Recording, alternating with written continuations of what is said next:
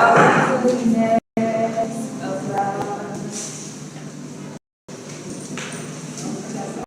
All my life you have been faithful. All my life you have been so good.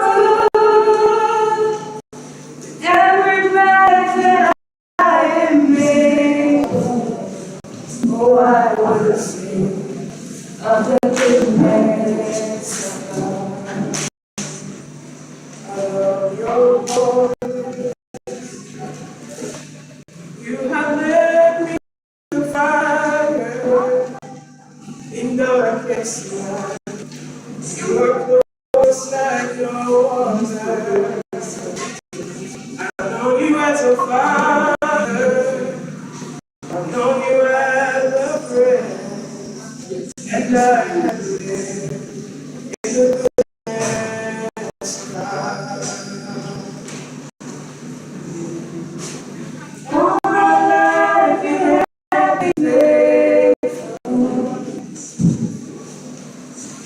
All my life you have been so good. With every breath that I am in, oh, I will sing of the goodness.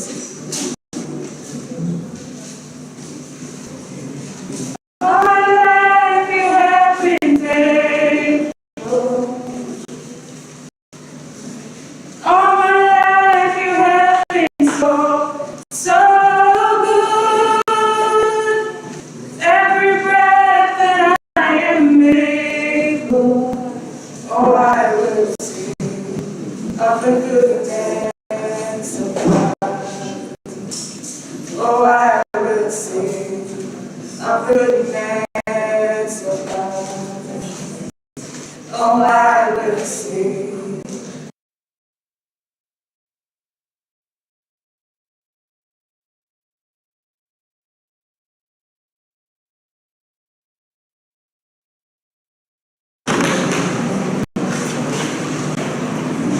Ladies and gentlemen, let's show appreciation. That's not enough. Come on.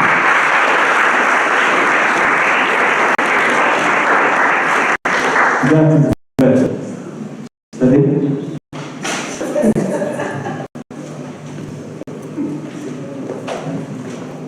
I would like to now invite our Vice Principal of Academic Affairs, Dr. Janet Say, to bring greetings.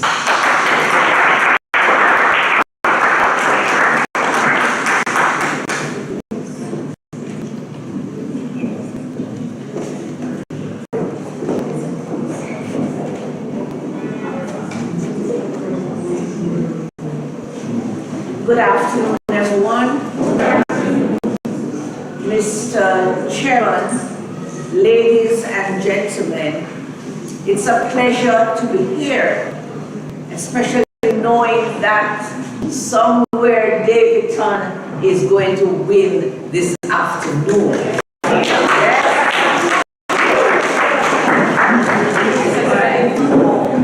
It was Jim Rohn who said, "Be a leader, not a follower.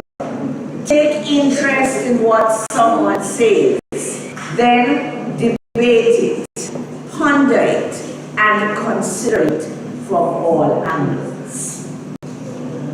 It was Bob Lighton of the Brookings Institution who defined debate as, and I quote, structured civil discussion that involves at least two sides to an issue, focuses on substance, features time limits for each side, and compels speakers to persuade an audience about how informed choices incorporate new information and identify ways to reach consensus.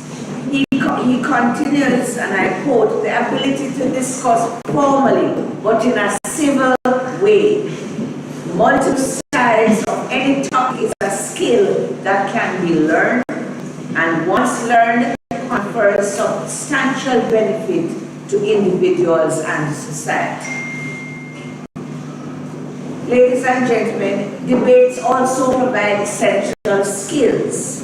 It helps to build confidence, develop critical thinking skills, and fosters collaboration and respect for peers. In the long run, these skills will not only benefit academically, but also personally and professionally.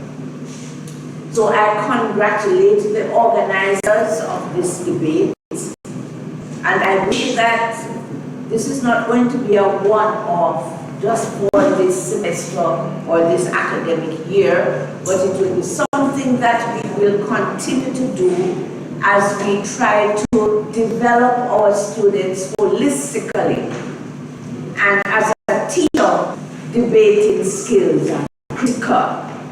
And so, as we continue this inter-house debating competition here at Church Teachers College, in this our Diamond Jubilee, let us all have structured civil discussions. And I wonder, will it be Davidton? Fairfield?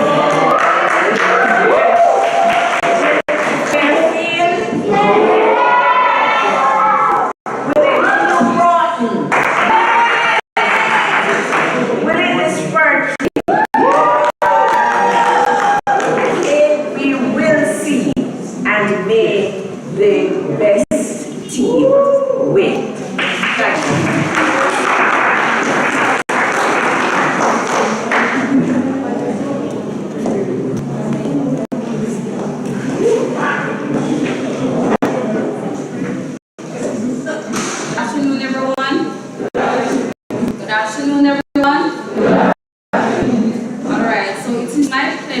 Afternoon to welcome you all to the finals and semi-finals and finals of the Church Teachers College debate competition. After one round of intense and thought-provoking debates, we have finally reached the grand finale.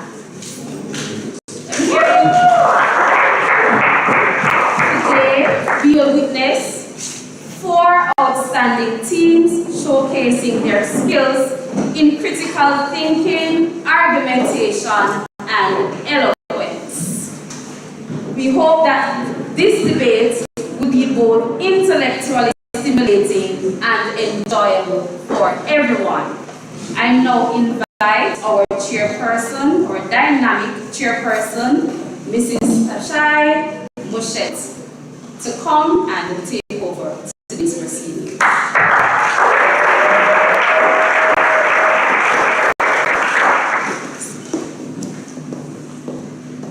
Good afternoon. Distinguished guests, esteemed debaters, members of the audience, welcome to the semi-final of the Church Teachers College debate competition. We are gathered here today to debate the vote. Investing in youth programs and recreational activities is the most effective way to prevent crime. Our debaters are representatives from Spurtree and Davidton. The judges for our first match are Mr. Omar Isaac, Mrs. Sharika Powell Easy, Miss Monique Castle, and our timekeepers are Mr. Tilla Cardine and Mrs. Marlene Lawrence.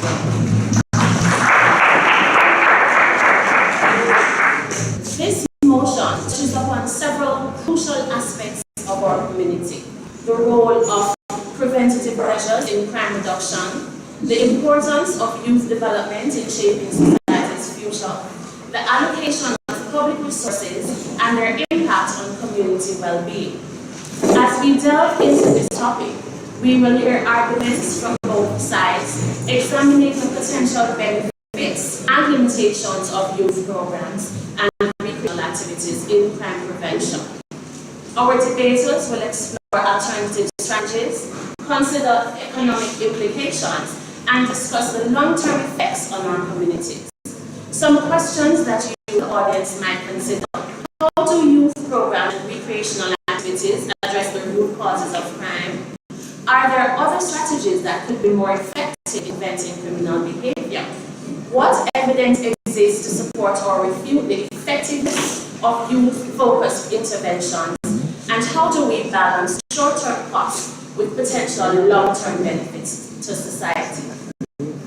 I remind all participants and audience members that this is a space for respectful and constructive dialogue. We are here to challenge ideas, not individuals, and to broaden our understanding of this complex issue. To our debaters, I encourage you to present your arguments clearly, support them with evidence, and engage thoughtfully with opposing viewpoints.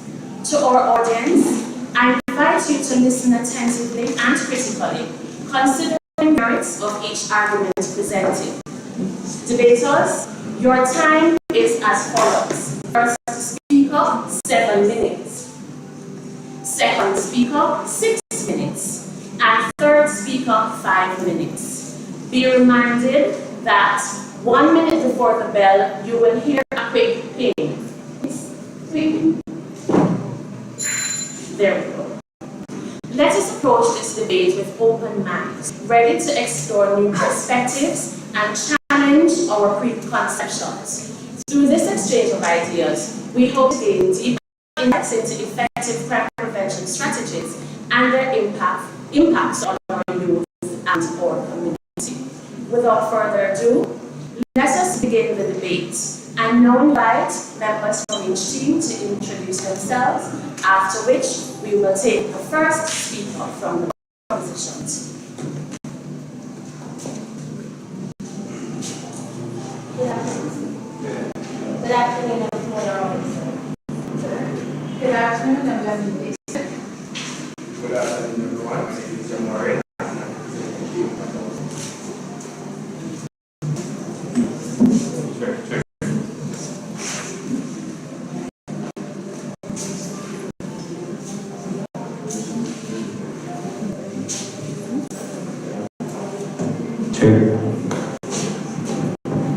Good afternoon, I'm Stacey Marie Burnett. Good afternoon, I'm Daniel Scott, representing Spring. Good afternoon, I'm Camille Johnson, representing Spring. We now invite the first speaker from the opposing team.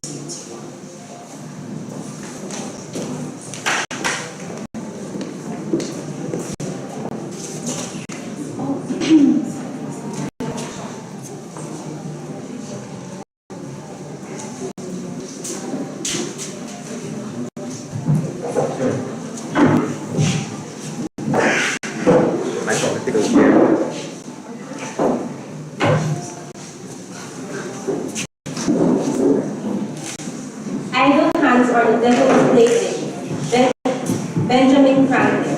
Good afternoon, judges, opposition, my fellow teammates, ladies and gentlemen. This government is 100% behind youth. Be it resolved, investing in youth programs and recreational activities is the most effective way to prevent youth crime. As we tackle the pressing issue of youth involvement in criminal activities, our government recognizes the critical role of youth programs and recreational activities in preventing crime and fostering positive development. Today, we will present a three-part approach to address this challenge. Part 1, understanding youth programs and benefits. Part 2, impact of youth programs on crime reduction. Part 3, importance of investing in youth programs. Youth programs defined by law are programs providing care or enrichment to children or adolescents. This simply means that these programs are specifically designed for children and adolescents to assist them in the developmental stage where they are most vulnerable and susceptible to influences. According to For the People Arts Collective, you are highly impressionable and absorb information like sponges. They are at a developmental stage where they are exploring their identity and are influenced by their peers, the media, and adults around them. They are also prone to taking risks and can be easily influenced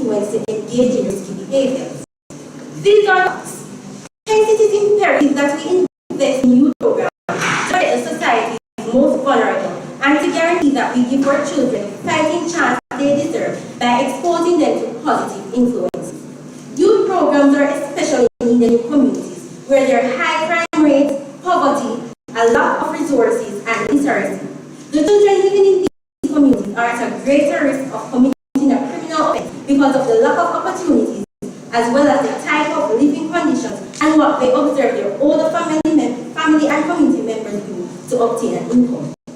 Now, we are saying that everybody that lives in the garrison is a criminal, but a report in the Jamaica Gleaner stated that of the 97 youth from a single inner city community survey, nearly half have already been to jail or prison. 1/3 have come into contact with guns, and more than 2/3 have been affected by gang violence in one way or another. From a press release from the Ministry of National Security in September 2021, it reported that Minister Chang said that on average 40% of all known murder offenders in Jamaica are young men. The report further said that Minister Chang explained that the school dropout rate among inner city boys can be as high as 70%. These are the boys and young men that are more susceptible to be recruited by gangs. You've heard the statistics, and there should be only one conclusion. There's a lot of youth involved in criminal activities because it is what they're exposed to. As the saying goes, children live what they learn. Youth programs are the way to go if we want to not only tell youth not to commit a crime, but give them the tools they need to become great individuals and great citizens of Jamaica. Roots of Action details the desired outcomes that many young youth programs provide to young people, which can be referred to as 6 C's. 1. Competence in academic, social, and vocational areas. 2. Confidence or positive self-identity. 3. Connections to community, family, and peers. 4. Character or positive values, integrity, and moral commitment. 5. Caring and compassion. And 6. Contribution. With the 6 C's, youth don't only learn that violence is not the answer, but they learn valuable lessons that assist them on the journey of life, which should be and is our ultimate goal of creating men and women who will develop Jamaica by adding to its prosperity and not crime rate. It cannot be that in our efforts of preventing crime among youth, we pass harsher penalties that is only attacking the situation from the branches and not the root. Youth programs use different tools such as recreational activities to implement and showcase the importance of confidence, commitment, and teamwork. The National Library of Medicine defines recreation as all those activities that people choose to do to refresh their body and minds. The article further went on to explain the benefits of participation in recreational activities and sports, which are health promotion and disease prevention, skills development, awareness raising, reduction of stigma, and social inclusion. With all these benefits, you cannot stand here today and tell me that youth programs and recreational activities are not the most effective way to prevent youth crimes. So as Jamaicans, we have all heard the saying, it takes a village to raise a child. Therefore, it's everybody's responsibility to create a positive environment equipped with the right attitudes, values, and morals that should be incorporated in a child's life. However, the sad reality of the Jamaica we live in suggests that this is not the case. Therefore, it is our responsibility as the government to create and fund the proper systems needed to address the situation at hand. While the National Youth Service provides common jobs for youth and scholarship opportunities, there should be an organization directed at the development of communities where they organize inter-community football, basketball, and other sports competition, as well as plays and talent shows that can generate a sense of belonging, happiness, and teach youth skills. And yes, there are the established community football clubs, such as Arnett Gardens, Seaview Gardens, and Globe Bay. There should be other activities such as arts, carpentry, first aid, etc. And yes, all these great plans take money. However, the value for youth should not be measured. It is us investing in our future, investing in our Jamaica. Raising a child is a community effort, and it cannot be that we see the youth in our society failing and turn a blind eye to it. We cannot know that the milk will spoil if not refrigerated, and yet still when it does spoil, we complain. Likewise, we cannot know that our youth are at a risk of committing a crime, and yet still there is no intervention until that crime has been committed. If you do not believe the statistics, if you do not agree with it, then believe the word of God. Train a child in the way he should go, and when he is old, he will not depart from it.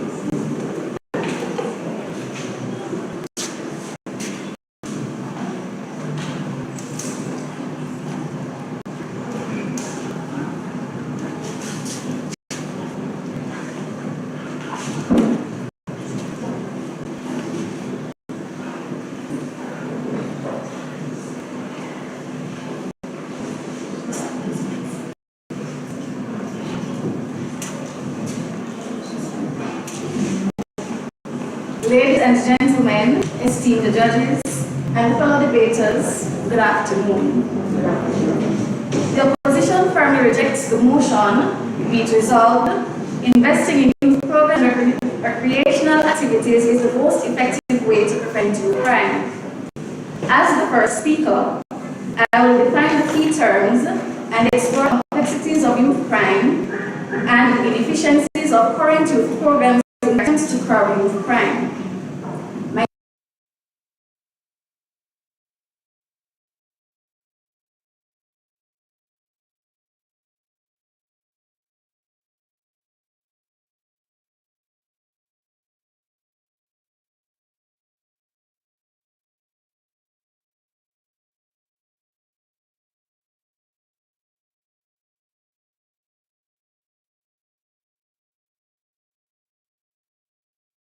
Most effective and youth crime. The motion mentions the term most effective. This term contextualizes the motion to say that youth programs and recreational activities are the best way to prevent youth crime, which is what State government is trying to convince us of. Additionally, youth crime in Jamaica, according to the Jamaica Constabulary Force, is generally considered as crimes committed by persons aged 24 or younger. Now, let's delve deeper into the complexities of youth crime. It is essential to recognize that crime is often a symptom of broader societal issues. Factors such as poverty, family dynamics, educational disparities, and community instability significantly influence a young person's likelihood of engaging in criminal behavior. Interestingly, as the first speaker said, train up a child in the way he should grow, these things are a part of that. While youth programs can provide valuable skills and opportunities, they do not inherently address these root causes. We must tackle the underlying issues that drive youth to crime rather than relying solely on recreational activities as a solution. What happens to those persons from the inner cities of Kingston who are forced to join gangs to protect their families? How will Boy Scouts help them at that point? What of those young persons from Montego Bay, Jamaica, who feed their families and live the life they want to live by scamming? Do you really think that they will sign up for the National Youth Service or HEART for a $15,000 a week job? Of course not.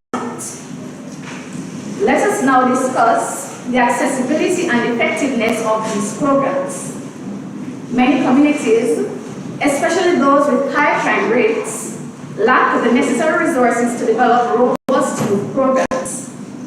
Inadequate funding, poor infrastructure, and limited outreach mean that these programs often do not reach those who need them the most. Moreover, many existing programs suffer from high dropout rates as they fail to engage youth meaningfully.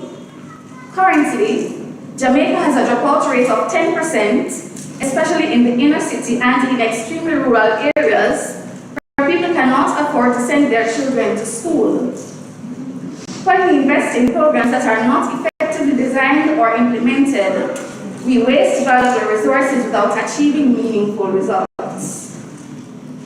Additionally, let's consider the role of holistic intervention strategies.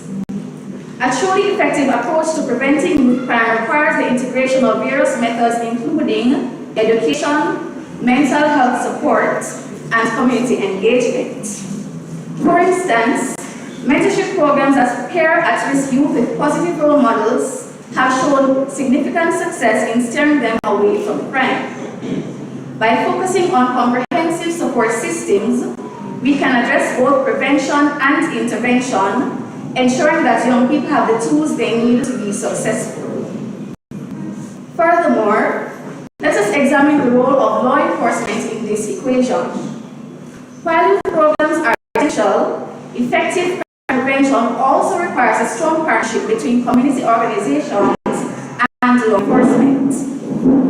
Programs that promote restorative justice and conflict resolution empower youth to make better choices while fostering a sense of accountability, along with honest and diligent members of the police department, who will do what is right at all times and positively encourage the youth in their communities.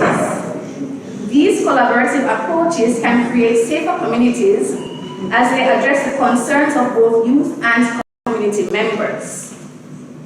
In conclusion, while investing in youth programs and recreational activities is a valuable component of crime prevention, it is not the most effective approach when viewed in isolation. To truly tackle youth crime, we must adopt a comprehensive strategy that addresses the root causes and provides holistic support to not just the youth, but those who are around them. My second speaker will speak more on alternative solutions for youth crime. Thank you. The opposition pauses.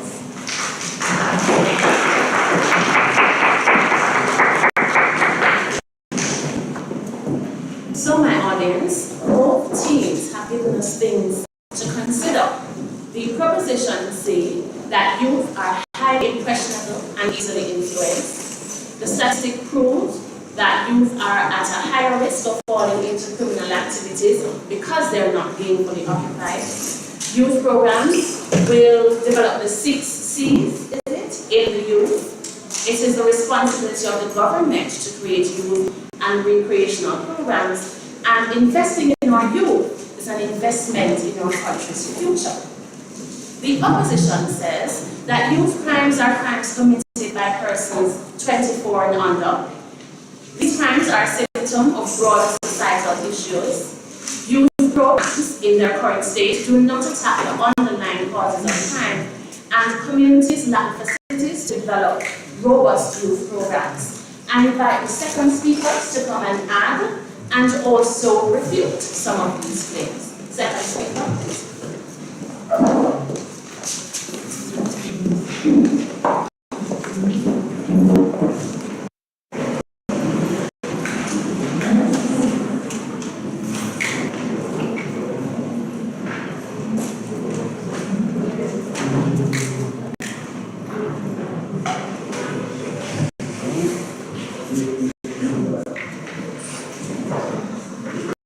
Ladies and gentlemen, honorable judges, and my esteemed opponents, good afternoon. As the second speaker for the government side, I will focus on how youth programs have a direct and measurable impact on crime reduction in Jamaica. The evidence is clear. When we invest in our youth, we invest in a safer and more secure future for all. As Bob Marley, one of Jamaica's most iconic figures, once said, the youth are the future, and if they are taught well, they will lead well. Now on to my points. Programs provide positive alternatives. One of the key factors driving youth into criminal activities is a lack of constructive outlets for their energy, time, and talent. Also, many of them are a matter of perspective of the society they are taking part in, sometimes speaking of things such as ignorance, laziness, or demotivation. By offering structured activities, whether it's sports, arts, education, or mentorship, youth programs create positive environments that channel their potential in many ways that keep them out of trouble. Research consistently shows that these initiatives significantly lower crime rates by engaging young people in activities that foster discipline, teamwork, and self-respect. Let's talk about the outcomes. Firstly, youth programs decrease self-destructive behavior. We have seen how young people are involved in structured activities are less likely to turn to drugs, violence, or risky behaviors because they have something steady to tread on. They are provided some semblance of hope, some stability. These same youths, once unaware, have now gained valuable knowledge and understanding, transforming from ignorance to informed and empowered individuals. Denied. Instead, they are learning life skills, finding self, building self-esteem, and finding their path toward a productive future. Secondly, youth programs foster a sense of community and social responsibility. When young people feel connected to their communities, they are less inclined to harm it. Programs that emphasize teamwork and service help youth develop a deeper appreciation for their role in society, to see how they can play a part and the consequences of their actions. This leads to creation of responsible citizens who contribute positively to the community instead of undermining it through criminal activities. As Damian Marley said from the song Welcome to Jama, come on the face it, I get to education face it, I also the youths them waste it, and let them waste it. That's why they take the guns, replace it, and them doors and the chance at all. These lines can emphasize the need to offer more than just basic education and opportunities to youth, which is what youth programs aim to do. Let's consider some success stories within our country.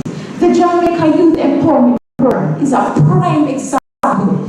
This initiative provides at-risk youth with job training, education, and mentorship, and has been credited with significantly reducing crime in areas where it operates. Similarly, programs like the Violence Prevention Alliance and the Citizen Security and Justice Program have had marked success, with data showing a reduction in youth crime and a positive shift in attitudes among participants. Denied. Furthermore, research backs this up globally. A study by the World Bank found that youth intervention programs reduce crime rates by up to 20% in at-risk areas. When we replicate similar models in Jamaica, we're not just hoping for change, we're actively creating it. To conclude my speech, we cannot afford to ignore the impact youth programs have on crime reduction. These programs are an investment in the future of our nation.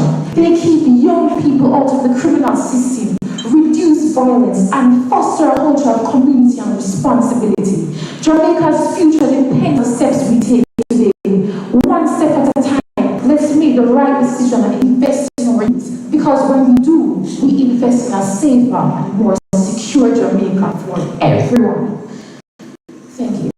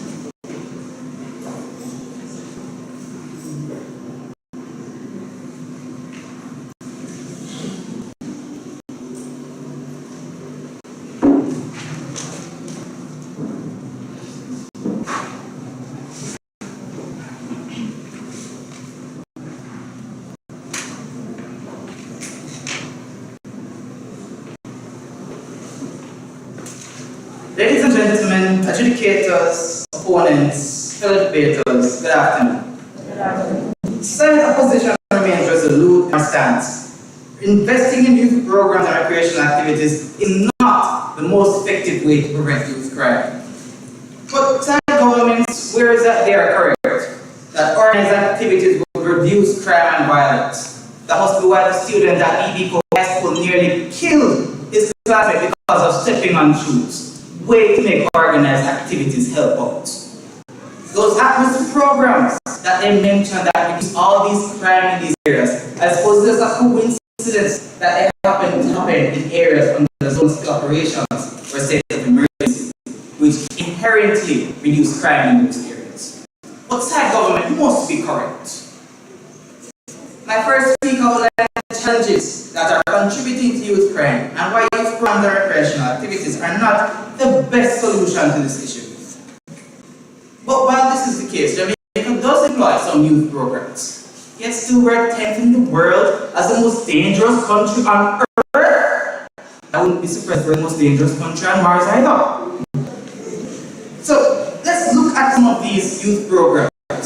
Because according to Dr. Horace Chan, what's really EC zones of special operations and states of emergency, not these programs. Take a look. National Youth Service, NYS. This program aims to engage young people through community service and skills training, providing them a minimum stipend for their maximum efforts. Now, I'm sure that this minimum wage job will help in some capacity. But what is $15,000 when the young men of Jamaica want to skate on the ball? It's nothing. These young people desire more, and rightfully so. However, the opportunities are lacking in their communities. Therefore, they must exploit other legal opportunities to get here. Stick to the minimum wage program side proposition. What are they going to do when their child is crying at home and they have to go to this minimum wage job to feed them? When they can just make one phone call, hello, madam, sir, and sir. I am here to tell you that you want something, and my child is going to be fed this afternoon. Come on, side proposition. Let's talk about programs like Girl Guides, Boys for Wage, these recreational activities. When little Johnny has to help mommy sell yam at the market so that his daughter can have something to turn his back the next day. Or when he has to help daddy tile out this room as beautiful as you see it so that his little sister can get something to eat. You think he's going to have time for Boy Scouts? 4-H? No. A lot of these young people in these poverty-stricken communities, the illiteracy-stricken communities, according to the government, they are unable to find the time to enjoy these opportunities because they must work. Therefore, what is really the solution should be? Put more youth programs that they can access. Let the rich people go there, pad up their resume to go to UA, the scholarships and the big jobs. They can stay there planting their yam and tying houses. That's what government is. So, unfortunately, the limitations of these programs contribute to a broader issue. The allure of criminal activity. They'll go on Instagram and see all their friends from Glen Muir and Knox College and so on participating in these events. They seem so fun. But when granny have 20,000 chicken to kill and must sell off by the end of the week, they don't have time. So they say, alright granny, I can help you get some money without having to go through all that chicken gut. By just making one phone call and I get you the money. I can break one shop and you have all the chicken you can want to sell. That's how they think. Because that is where their opportunities are in these communities. We must consider the socio-economic conditions that many young Jamaicans face. The high unemployment, the low pay, poverty, and limited opportunities. It's there where some of them will see crime as an option. So what is a more effective approach since the government is disenfranchised by anything apart from youth opportunities, by youth programs? Let me tell you, it's community development. Don't just focus on the youth, because at the end of the day, these youth will still be influenced by the gang members who want to take them to do whatever, by their parents who want to send these little girls to do God knows what so they can put food on their table. We must invest in the community, help the parents get better jobs, invest in the schools so that government's statistic of 70% dropout rate can go down to what we are hoping is 10%. These are what we must do by improving our communities. Our youth will be improved along with them. A rising tide lifts all of us. 50%, nearly 50% of all crimes in Jamaica are committed by our youth. And we are 10th in the world as the most dangerous country. We must do something because clearly the youth are not just the issue. Help everyone across the board and they'll take you with them. They say that villages are what you raise a child. You must build the village so that it can raise the children. The opposition pauses.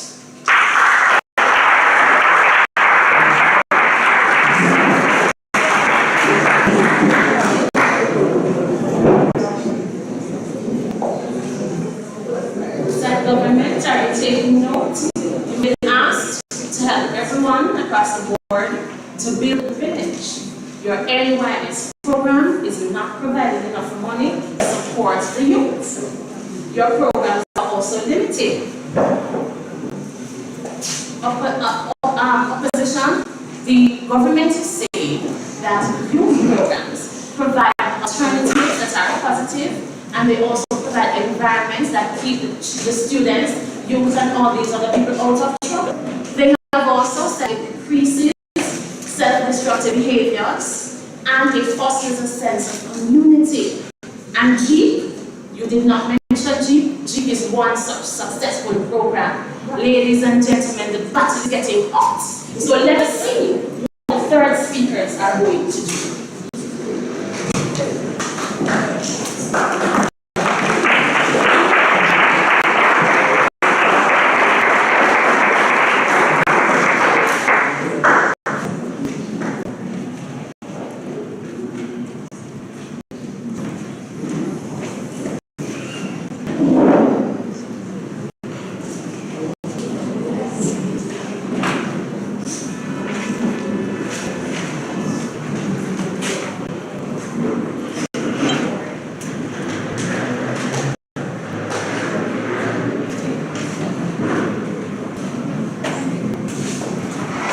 Madam Chairperson, esteemed judges, fellow debaters, and distinguished guests, good afternoon. Let me begin with a simple question. Don't we all strive for self-economic development? If yes, then we must confront facts. Investing in youth programs and recreational activities is indeed the most effective way to prevent youth crime. Words from a famous Jamaican author and cultural critic, Marcia Forbes, and I quote, "The future of our nation is in the hands of our youth.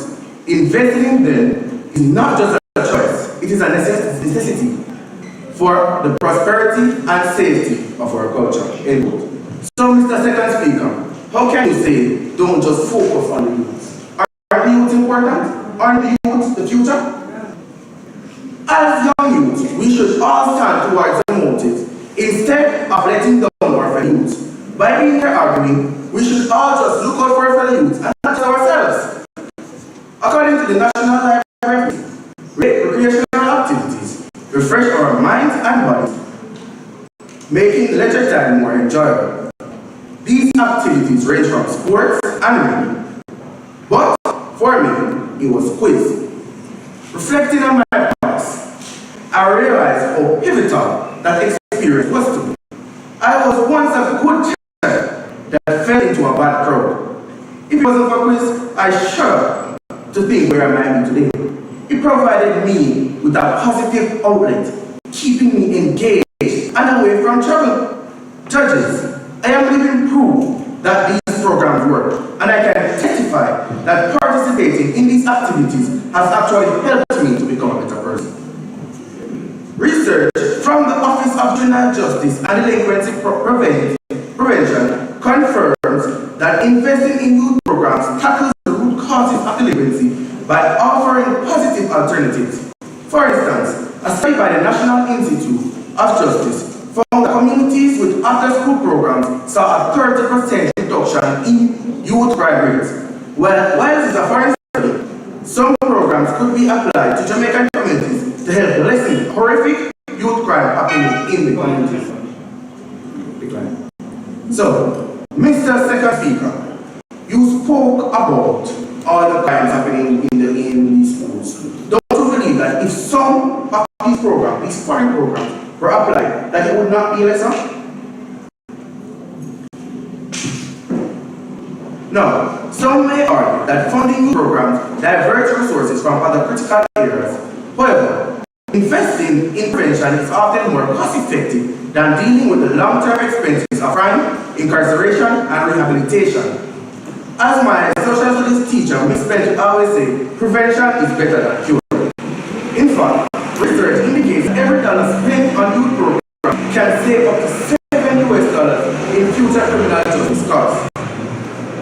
Opponents might also claim that these programs don't significantly reduce crime rates, yet specific stories such as Youth Empowerment Project demonstrate the structured programs that lead to meaningful reduction in crime and improve community relations. Lastly, opponents may assert that recreational activities won't deter serious offenses. It's crucial to highlight that youth programs foster skills like emotional resilience and conflict resolution. These skills can prevent escalation into serious threats. For example, a study of the National Institute on out of school providing resources and support. We empower young people to make better choices and take responsibility for their future. Time shows that participants in sports and arts programs have lesser rates of delinquency and better emotional regulation. To conclude, while the opposition may argue against investing in our youth, I think that every moment we hesitate is another young life at risk. Investing in the youth programs and recreational activities is not just beneficial, it is essential for building a brighter future. I urge you all to support the initiative that empower our youth, ensuring they have the opportunity and guidance they deserve. Judges, I leave you with a saying from the famous dancehall artist Vybz Kartel: every youth is a star, and I hope you don't take that quote lightly. Thank you.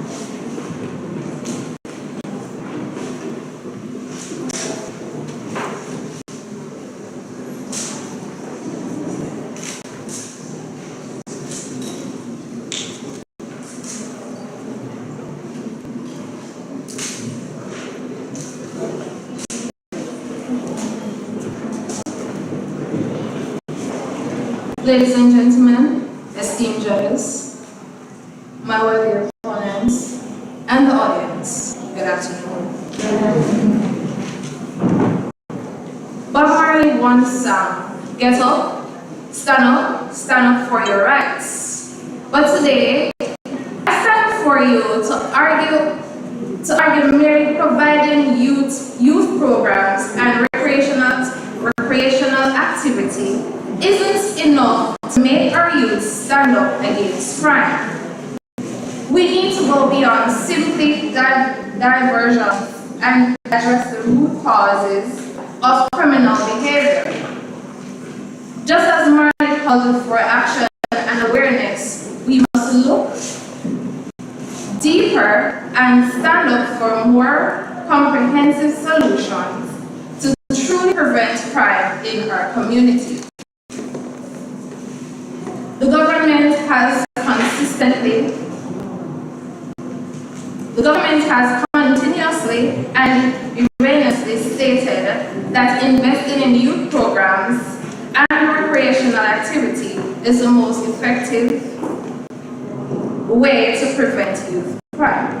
The opposition stands firmly against this view.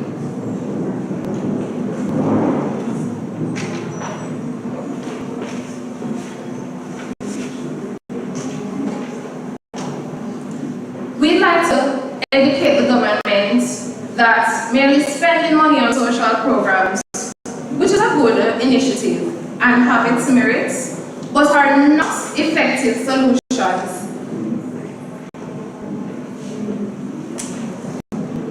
Not effective solutions to a complex issue such as crime. I'd like to define the word most, according to the government, because the mood today is merely focusing on the most effective way to prevent youth crime. Most, according to the Webster's Dictionary, is to the greatest or fullest extent.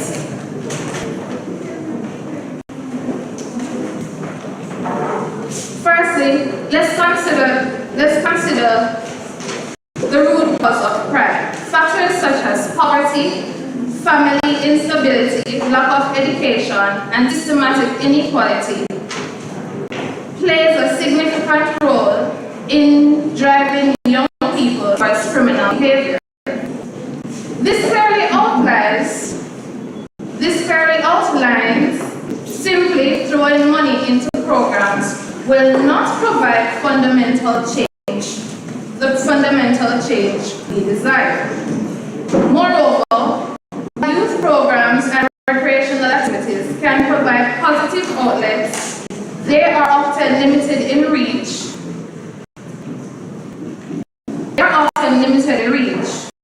Many underserved communities lack access to quality programs, and those that do exist do not effectively engage at-risk youth. This leads to a disparity in benefits where only selected few are impacted while many continue to fall through the cracks. Additionally, considering the time and commitment required for such programs, youth involved in criminal activities come from environments where they face immediate pressures, peer influences, financial struggles, and need for survival.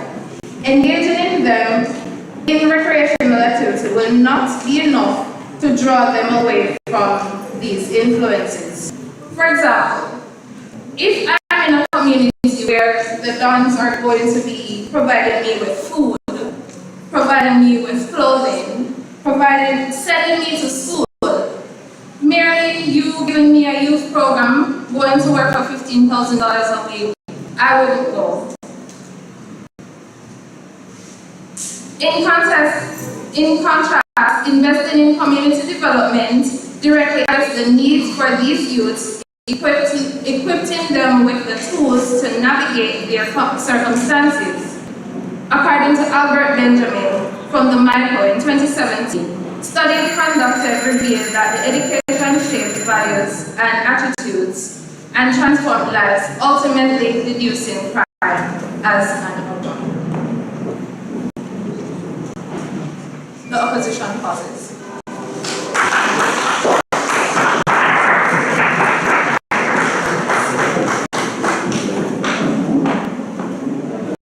We have heard from the third speaker on both teams. The proposition says the future of our nation is in the hand of our youth. Investing in programs tackles the causes of youth crime. Investing in prevention is more effective than dealing with the future just discussed. Youth programs teach conflict resolution skills, and every moment we hesitate is another young life at risk. Our opposition shared with us that we should go beyond the simple diversions. We must address the root causes of crime in our communities. We should look at poverty, family instability, and systematic inequalities, because they cannot simply be tackled by recreational programs. And youths involved in criminal activities will not be swayed by these programs. We will now give both teams 2 minutes to prepare their rebuttals, and then we will come to present to say.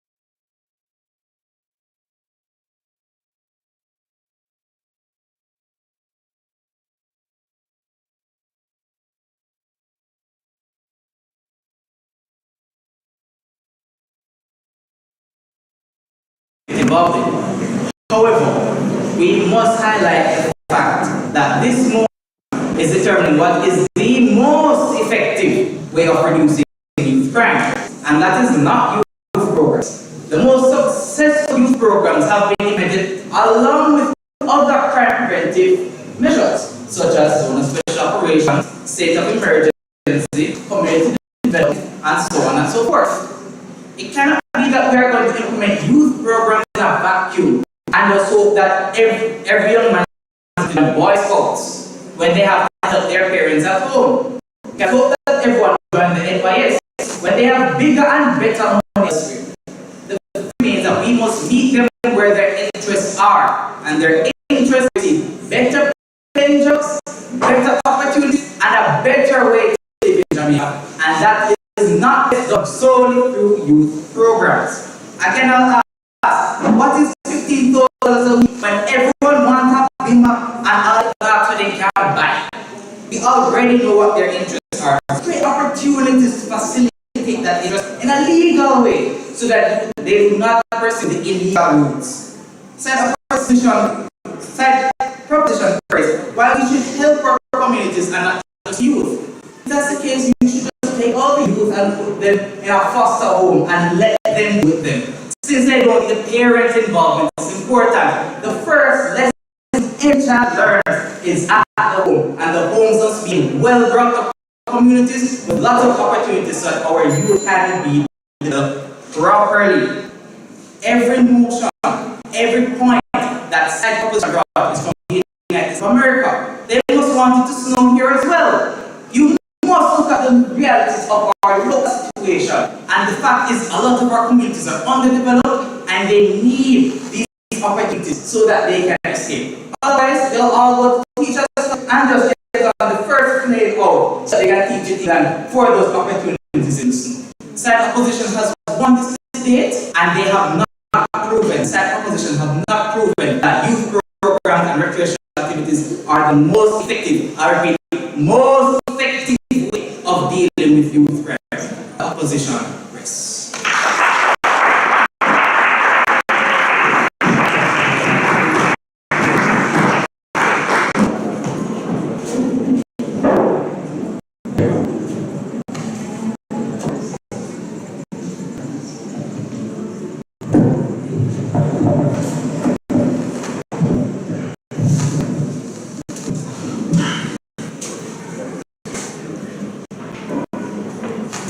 Good afternoon once more.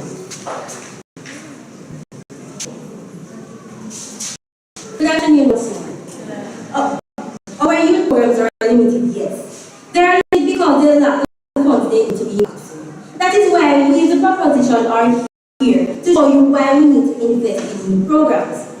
The opposition made mention of how special zone of operations reduce the crime rate in certain communities. Special zone of operations are temporary, while youth programs are permanent. And are you saying that we should instill fear in our youth to deter them from criminal activities? You are in the position.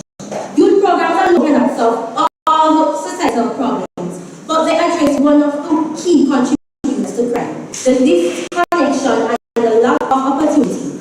When we address crime at the root and give future generations the tools to build a better future, we are doing a great investment. Madam Third Speaker, how can I believe you when you yourself don't do what you are saying? Even youth involved in criminal activities currently can benefit from programs such as the Violence Prevention Alliance, VPA, by steering them away from crime, by providing alternatives to young life and offering hope for a better future. You keep on mentioning minimum wage. Sir, do you think better of our youth that can find jobs that don't pay minimum wage, or we limit our youth by putting in them in a box? I say to you, we cannot know that our milk will spoil, not refrigerated. And yes, when we complain, it doesn't make sense. Thank you.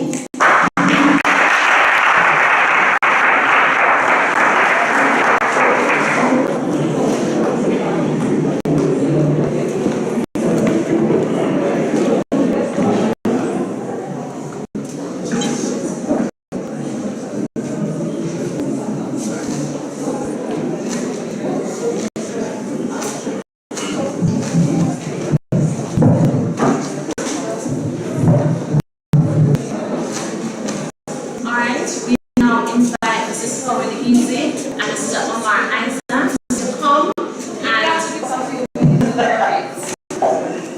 so our judges have asked for additional time to deliberate. Our final speakers really turned up the stage. So we will give them 2 minutes to finalize their story, and then Mr. Isaac is publicly visible.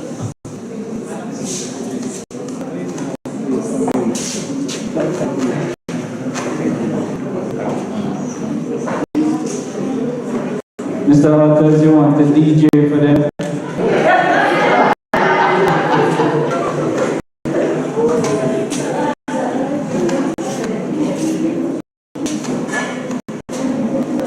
Mr. Daly didn't bring it, so.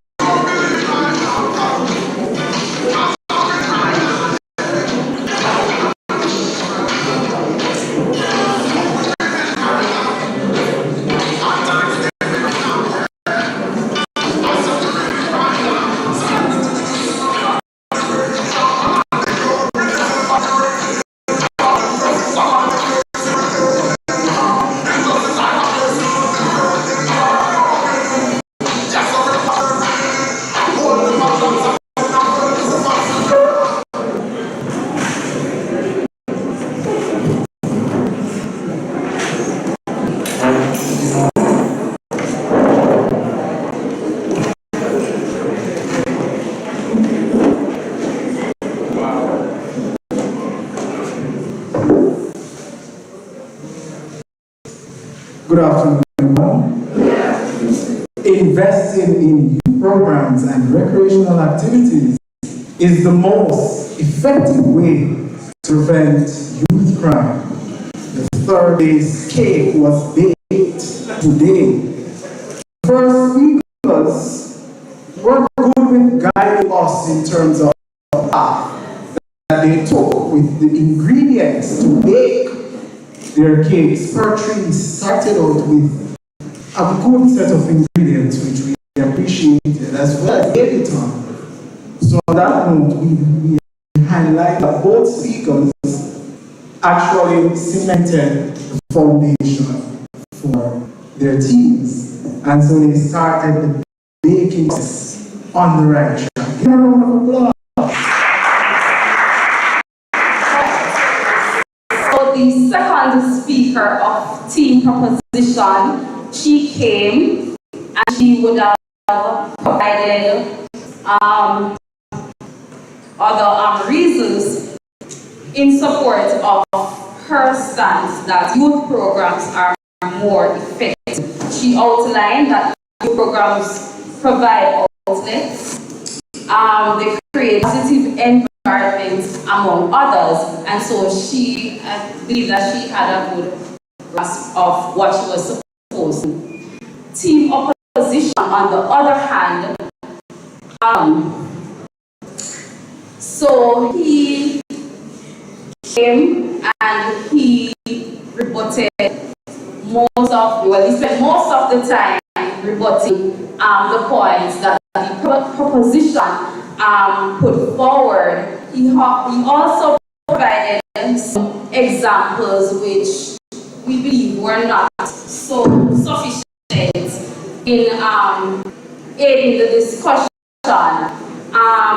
Yes, for the stance that he was taking, and he had a good point, but I think he would have spent too much time rebutting, so we did not get much development as it relates to his discussion. However, he had very good mannerism.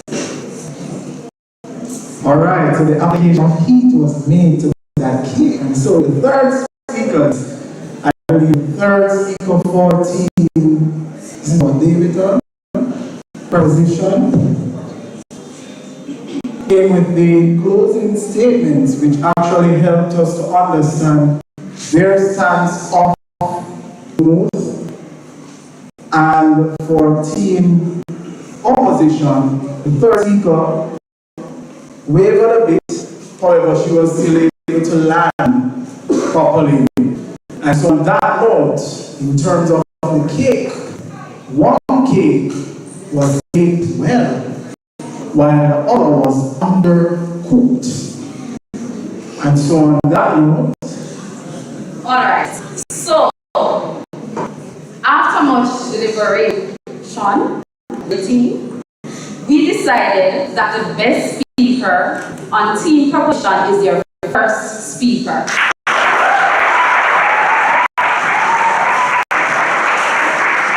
Best speaker on team opposition was also their best speaker. The first speaker. So the overall best speaker is the first speaker on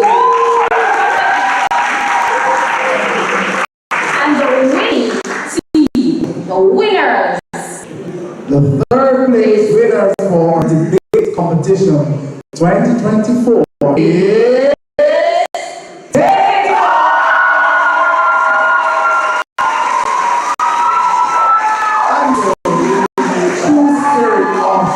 competition, we ask both teams to come forward and shake hands.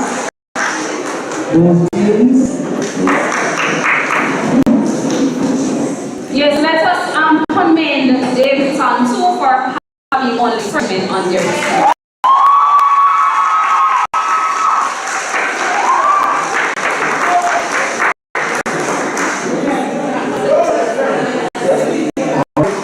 Get ready for finals. It's coming up next.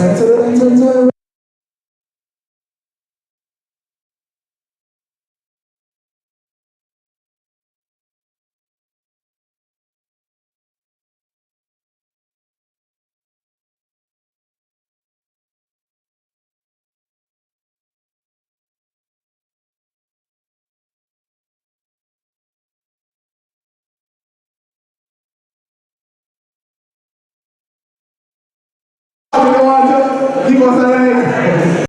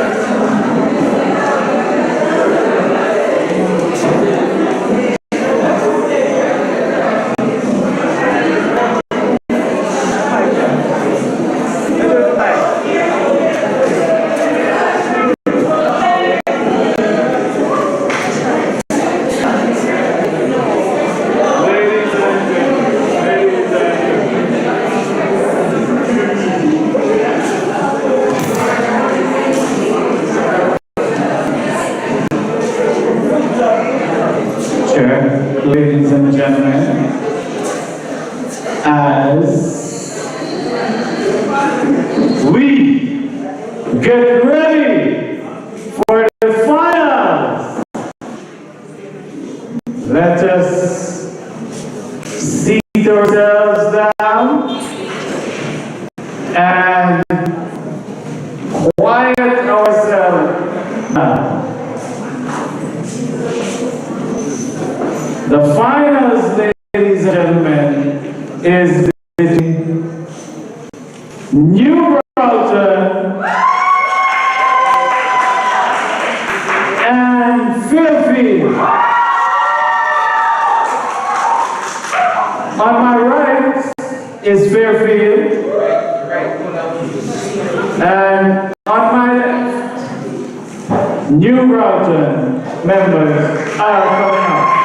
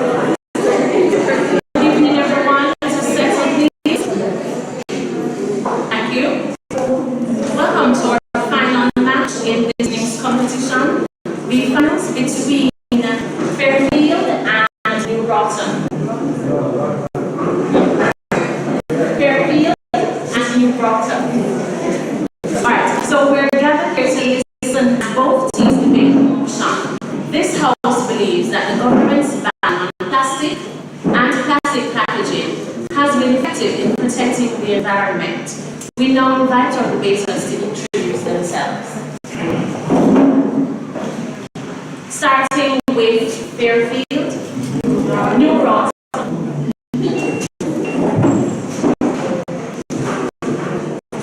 Good afternoon, everyone. I am Kimona Scarlett, and I'll be representing New Brown.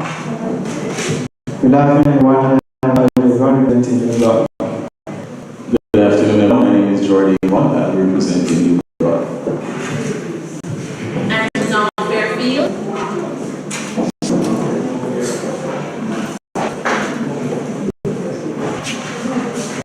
Good afternoon, everyone. I'm okay. Good afternoon, everyone. I'm Steve Powell. Good afternoon, everyone. My name is Aida Montague, and I'm representing Fairfield. Okay, so as we delve into this topic, we will hear arguments from both sides, explain the successes and potential shortcomings of the plastic ban policy. Our debaters, these instructions are yours. Your time is as follows. First speaker, 7 minutes. Second speaker, 6 minutes. And third speaker, 5 minutes. Each team will have 2 minutes to prepare their rebuttal, after which team opposition present their rebuttal first. I remind all participants and audience members that this is a space for respectful and constructive dialogue. We are here to evaluate the effectiveness of specific policies, to debate or to argue with individuals. Let us focus on evidence-based arguments and thoughtful analysis. To my debaters, I encourage you to present your arguments clearly, support with credible data and examples, and engage thoughtfully with opposing viewpoints. And on that note, you're allowed to take this information after your first minute and before your last minute. To our audience, I invite you to listen fully, considering the merits and potential flaws in each argument presented. Now, without further ado, we invite the proposition to come and to make their piece.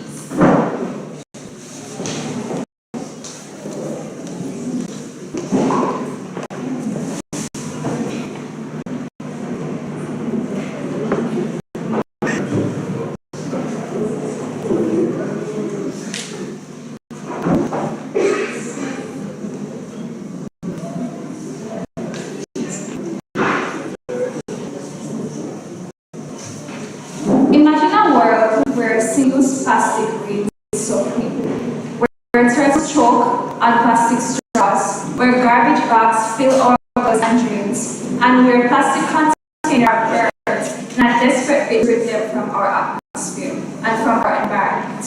Thankfully, with the ban on plastic waste, we are ensuring that this hard image does not become a real reality for Jamaican people and for our environment.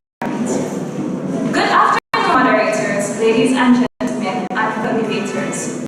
The government believes that the government's ban on plastic and plastic packaging has been effective in protecting the environment. We define the topic as meaning that ban introduced by the government, that is, the Ministry of Economic Growth and Development, on single-use plastics, among them shopping bags, popularly called scandalogs, extended polystyrene foam containers, plastic drinking straws, and plastic straws attached to juice box and drink buckets have been effective in protecting the environment. We, the affirmative House, believe that this statement is true. Plastic can be defined as synthetic materials made from a wide range of organic polymers such as polyethylene, PC, nylon, and other materials that can be molded into a soft and then set into a rigid or solid plastic form. And that is the definition that is applied to us by Oxford Languages. But a more appropriate definition based on the materials which produce this plastic would be the one that we as the Constitution have coined, which is placing lives always at severe toxic, incurable conditions. This definition has been coined due to the toxic effects of microplastics on human lives, including organ failure, respiratory diseases, and cancers. The environment can be defined as the natural world as a whole or a particular geographical area, especially as affected by human activity, according to Oxford Languages. Particularly, the environment encompasses the physical environment in which a person, plant, or other organism operates, such as the oceans, rivers, seas, land, and air. Today, as the first speaker, I will be expounding on the importance of the plastic in the nation's environment. Our second speaker will be talking about the positive effects of the ban on single-use plastics and what this impact has had, particularly on the business sector. Our third speaker will further support our points and rebuff any arguments made by the opposition. I will be discussing two views. Firstly, the plastic ban was an essential step in the right direction and the path of eradicating plastic waste on the island. The packaging sector is the largest generator of single-use plastic in the world. Approximately 36% of all plastics produced are used in packaging. This includes single-use plastic foods and beverage containers, 85% of which end up in landfills or as mismanaged waste, according to the United Nations Environment Programme 2023. Although plastic packaging is convenient and light, plastics do not biodegrade. Only a small fraction of the plastic that you use in your day-to-day life will be recycled. Most will block our drains, choke our fish, and harm our wildlife, and damage our tourism sector, which is the main source of income for the Jamaican economy. Almost every single item you will ever use will fail to biodegrade and will instead become microplastics, infiltrating food chains and finding their way into bloodstreams. Additionally, of the 800,000 tons of residential waste generated in Jamaica annually, 15% is estimated to plastics, according to the National Environment and Planning Agency in a 2021 regulatory assessment. While 75% of this plastic waste is typically disposed of at legal sites, the remainder often ends up in drains, rivers, gullies, and ultimately the ocean. The plastic pollution results in flooding and damage to coastal and marine ecosystems and has created an unhealthy environment for all populations. Additionally, in Jamaica, single-use plastic and polystyrene foam items tend to be the top 10 items collected from coastal areas on international coastal cleanup day. And in 2018 and 2019, this number included foam pieces, plastic pieces, other plastic bags, foam cups and plates, food wrappers, plastic cups and plates, gas beverage bottles, and foam takeaway containers. And you can see that the majority of these containers are single-use plastics. So we can see through the statistics provided how plastic waste has become a problem. To this end, government has seen it fit to place a ban on single-use plastics in an effort to protect our environment and reduce plastic usage. The government taking the step to ban plastic and plastic packaging has already seen major benefits to our environment. Firstly, there has been a significant decrease in plastic bag waste since the ban has gone. According to the National Environment and Planning Agency, NEPA, there has been a 12% reduction in plastic bag waste since the ban's implementation. Secondly, the ban has raised awareness about plastic pollution and its impact on Jamaica's environment. Public campaigns and social media infomercials from the government have assisted in informing the public of the importance and dangers associated with the plastic usage ban, and has equipped the population to take steps within their own lives to reduce plastic waste and beyond. It may be further argued that the ban has begun a chain of events leading to further implementation of plastic reduction and pollution-related policies by our government, further protecting the state of our environment. In addition, opportunities have been created by our private sector to collectively build the operations and to ensure that the products leave no adverse effects upon the environment. Jamaicans have also been encouraged and have adopted eco-friendly alternatives to plastic and plastic packaging, such as the use of food containers and house straws, which have created jobs and sources of employment for various purposes.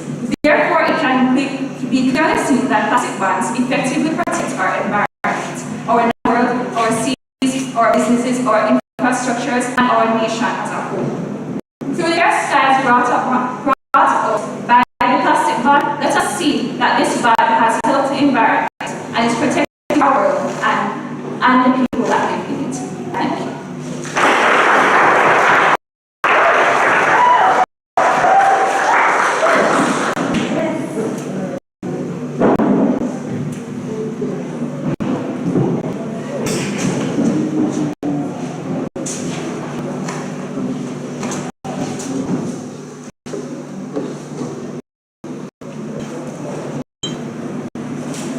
Madam Chairperson,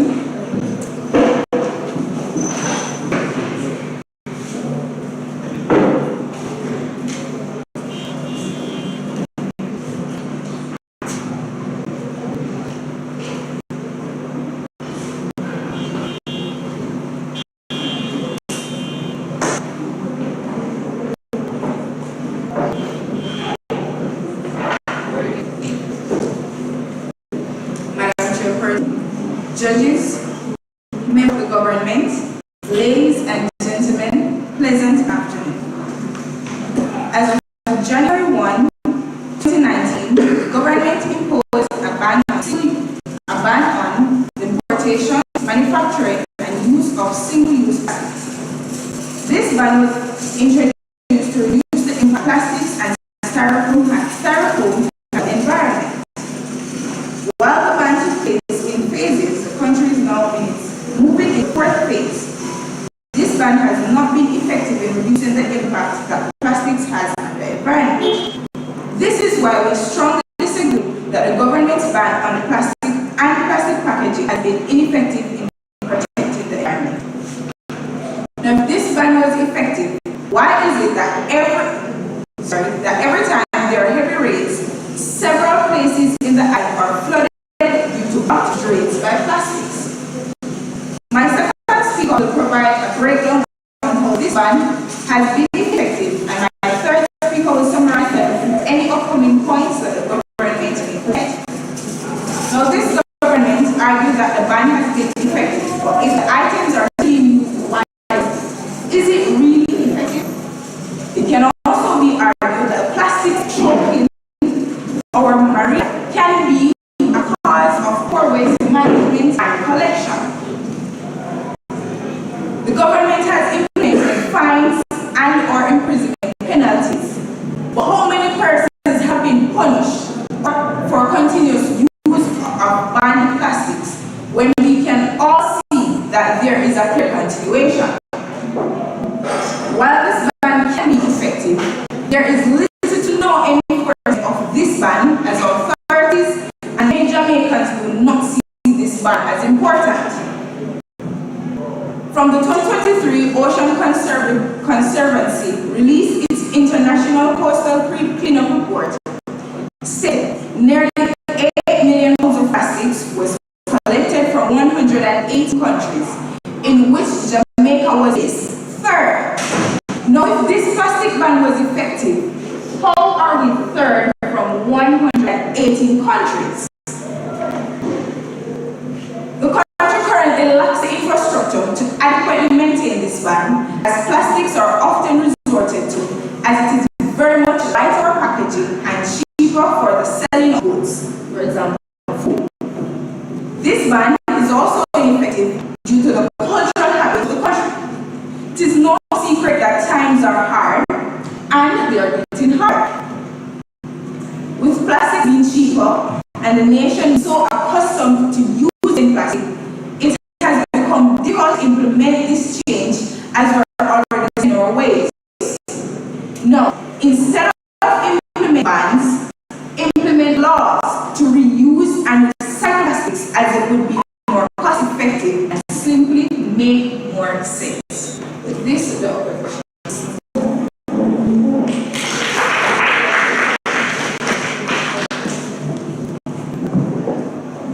Okay, so to start this off, the proposition team says that plastics do not biodegradate and can find their way into our bloodstreams. Plastics damage the environment, and 25% of all plastic waste winds up in our rivers or our seas. They say the ban has been successful because there has been a significant decrease in plastic waste since the ban. The ban has raised awareness on the dangers of plastic ban is protecting our world and the people who live in it. Our opposition team says that the ban has been ineffective in protecting the environment as we still have flooding due to plastics. And also, we can clearly see that single-use plastics are still being used. This ban has been considered ineffective because of Jamaica's culture. Let's hear how the second speaker from both teams is going to further this point.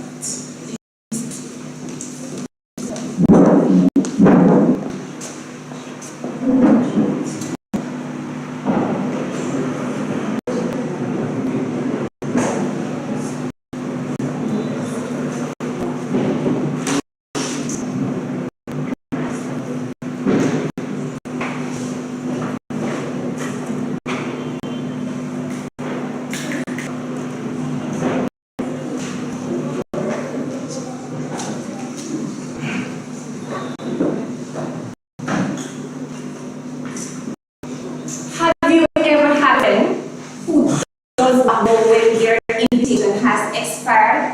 One who just never leaves, always hangs around, plastic bags and packaging up the boot because they're like that friend that never leaves, they hang around forever. And that is a huge win for the planet. It means cleaner oceans, less pollution. In fact, it's not just about the environment. Businesses are getting more creative, eco-friendly alternatives, leading to a clear and healthier future for all of us. Moderate, adjudicators, fellow debaters, and audience, good afternoon. As a second proposition speaker, I'm here to explore a vital aspect of this debate, the financial benefits which the banning of plastic bags and packaging for businesses in Jamaica. Not only is it an environmental win, but a golden opportunity for innovation and economic growth. Before I delve into how the ban of plastic bags and packaging benefit businesses, I must first address and dismantle the points raised by the opposition's speaker. The ban is on plastic bags and packaging, not bottles, which does not, and not bottles. Cheaper does not mean better and healthier. A ban is a policy enshrined in law as there are regulatory enforcement attached to the policy. So violators have been arrested since the ban. Not accepted. While my opponent might argue that the ban on plastic bags and packaging has created financial challenges for businesses due to cost for alternatives, it is important to note that those short-term adjustments do not outweigh the long-term benefits. In fact, the evidence shows that businesses are thriving in new and innovative ways. Let me explain how the ban has, in fact, positively impacted businesses in Jamaica. Waste management and cleaning. With the reduction in pollution, the costs associated with waste management and cleanup have decreased. That means there is more funds to be allocated elsewhere. Indirectly benefiting businesses by creating cleaner, more attractive environments for customers. Instead of relying on expensive imports of plastic products, businesses have started investing in locally made reusable alternatives. This shift has not only reduced business expenses but also boosted local industries, providing new revenue streams for manufacturers of eco-friendly products, according to a report released by the United Nations Environment Program. And two examples would be Lee's Supermarket in Kingston. They are a leader in the sector, and Juicy in their environmentally friendly products. And juicy, we have our juicy patties have won many awards since that has implemented from NEPA. The green branding and customer loyalty.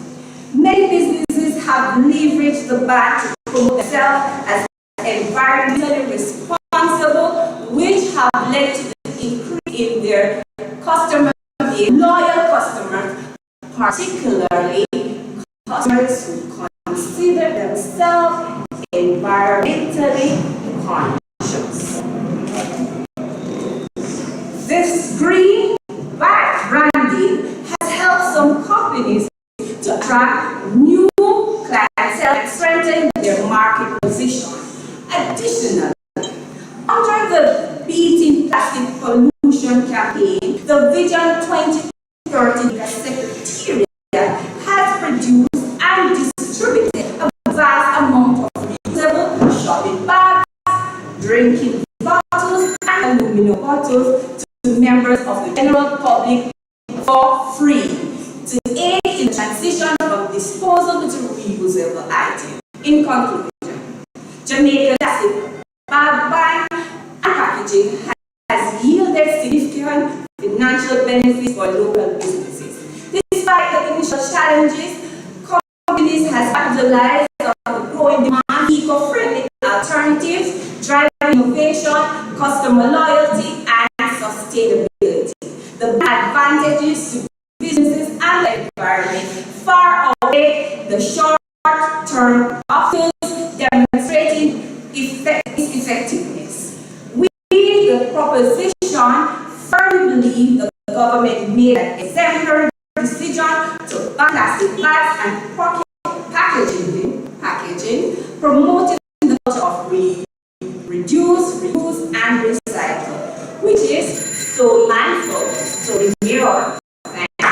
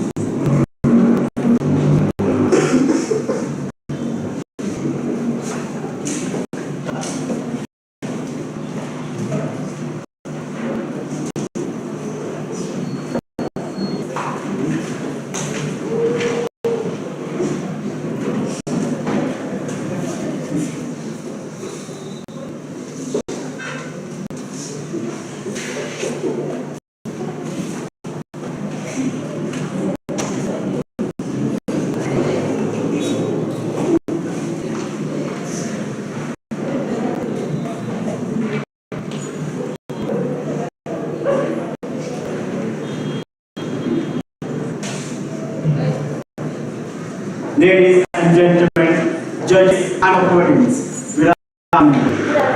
As for the second speaker, I stand here before you to reinforce our position and address some pointers raised by opponents and what my teammate has said. What I can to reduce plastic waste is commendable, but that's the government to fail again. To the government point, is environment friendly or multi campaign? Think about it. What about things like dumping in the water bodies? Is it destroying the government environment? What about pollution? When the government is improperly disposed, let us address the crucial issues of inadequate monitoring enforcement regarding the use of plastic in Jamaica. When there isn't an oversight, not only minimize the effectiveness of the ban of plastic, but also raise significant consciousness about implementation. The government keep on having phase 1, phase 2, or even phase 4, and having projects after projects. What about implementation? Having that stuff 1 or 2 times per 3 months? Having global cleanup? No. Let's go to our global closer cleanup. Just happened September 21st, 2024. Jamaica is placed third out of 180 countries. Is that helping the environment?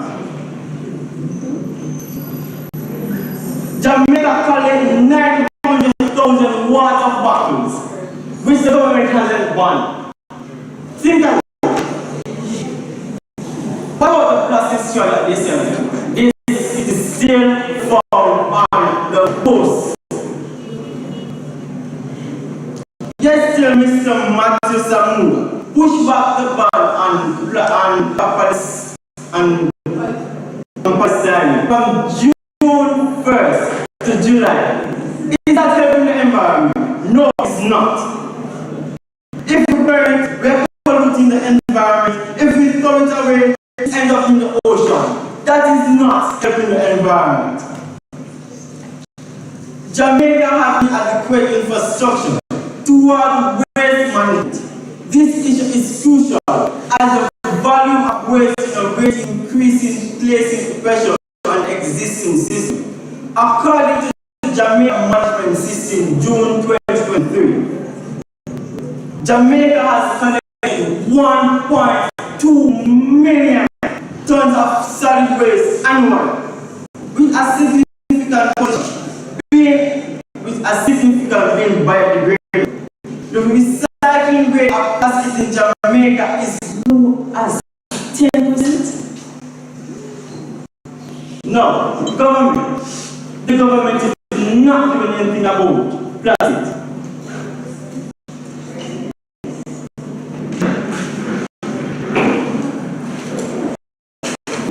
Jamaica like to use the state rate. We are dashing plastic gas because we are paying tax. You are paying tax, so pay tax affecting the environment, which is affecting your generation after generation.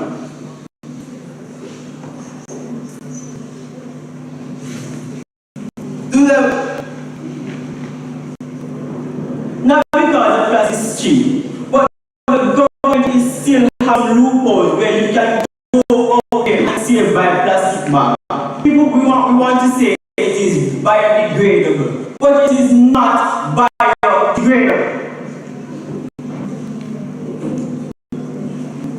Jamaica tend to just not use plastic bottles, but plastic straw and plastic foil on a daily basis by disposing them improperly. Plastic bottle is one of the biggest issues affecting the country. In an interview All Angles 2022, Anthony Mackenzie claimed that the ban on plastic bottle is necessary while we can recycle and reuse them. If as Jamaica decide to use and recycle them, the government does not have a system to help us. Oh yes, they have a system to help us. They claim to have recycling partners of Jamaica. And recycle Jamaica. Oh, it is not working. The government is just trying to say that they're doing something for us. In conclusion, so my opponent, single-use plastic, either one plastic container, is converse by today pollution. Our whole land in the country suffer from the improper use of plastic packaging. Well, when the government say that they are banned it. I thank you.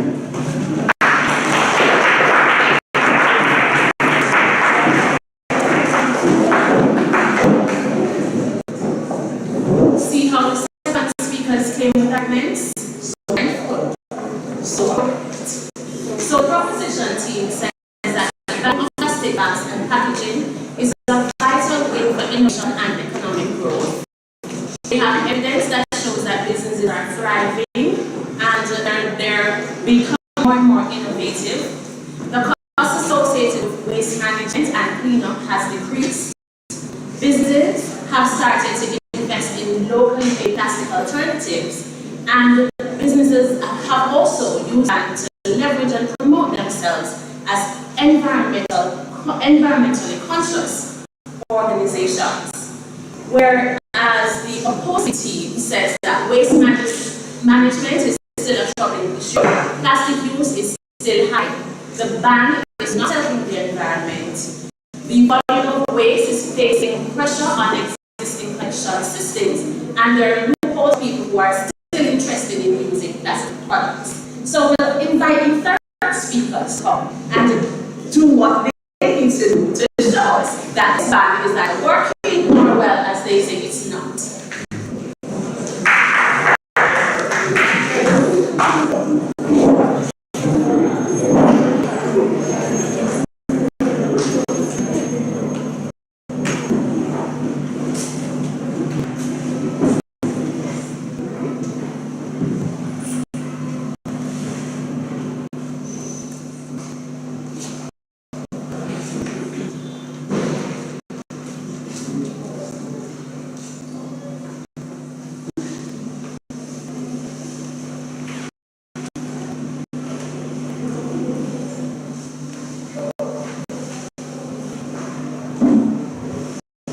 Adjudicators, debaters, audience, good afternoon. The motion before this House believes that the government's ban on plastic and single-use plastic and plastic packaging has been effective in protecting the environment. Now, I would like to point out a few loopholes in the opposition's argument. One, what is Jamaica served for? Up until now, we have been unable to understand what specifically Jamaica has been served for. Is it track and field? I really don't. No, the second speaker of side opposition said that, and I quote, the government are doing is that the argument set before us is assessing the effectiveness of the plastic ban. Now, the first speaker said some things. For example, why is it that there are still plastics in the gullies and in the rivers? Well, I would like to tell you, Madam First Speaker of the opposition, that there are different types of plastics, such as polyethylene, polystyrene, high-density polyethylene, low-density polystyrene, and I do not do chemistry for that. Now, what we're saying is that the government would have implemented a policy in stages to first reduce single-use plastic. Your scan bag, your rum cup, your food box where you go, the polystyrene food box where you go to get the corner shop and all of those things. That was the stage 1, 2, and 3 policy that was implemented or to the parliamentary floor by Senator Matthew Samuda. Now, what we're saying is that the ban has been effective. So, according to CAPRI, that is the Caribbean Institute for Policy and Research out of the University of the West Indies, would have said that in a piece entitled A Measure of Success, assessing the effectiveness of plastic bag ban. No, they are saying that in this report by Dominic Agosti, never considers the ban, no, never the implementing agency of the policy, never has considered this ban a success based on the report of compliance from formal business sectors and the increased use of alternatives to scanner bags, plastic straws, and polystyrene food containers. And this article was written in 2021, and since then, the government has had more than 50 prosecutions in relation to violations in terms of the plastic ban. Now, what we're saying, the government is moving in a steady direction in terms of its reduction in single-use plastic. Now, what we have recognized is that Jamaica on a yearly basis uses 248,000 tons of plastic. That is plastic of the 800,000 tons of residential waste that we get on a yearly basis. No, Jamaica has reduced, since the implementation of the policy, Jamaica has reduced that amount by 22,000 tons of plastic. Give the Jamaican government a round of applause.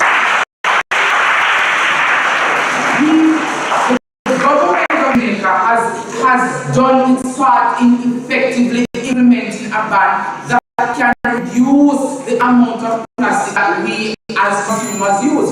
So what we're saying is that it's not that it's not effective, it's just that we need to add more to it. We need to charge you more, not true. We need to find some bigger money. We need to lock up some people.